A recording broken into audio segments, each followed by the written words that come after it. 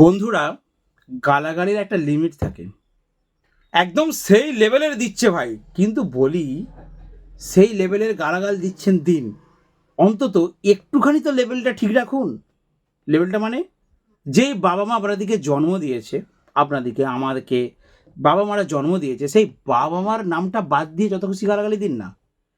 আর একটা কথা বলতে কি, আমি কখনোই গালাগাল দেবো না, অনেক ইউটিউবাররা শুরু করে দিয়েছে, আপনারাও গালাগালি দিচ্ছেন, দর্শকরা ইউটিউবাররাও গালাগালি দিচ্ছেন, কিন্তু আমার একটা লেভেল আছে, আমি কখনোই গালাগাল দেবো না। আপনারা যত খুশি দিন, কিন্তু বাবা মাকে বাদ দিয়ে দিন।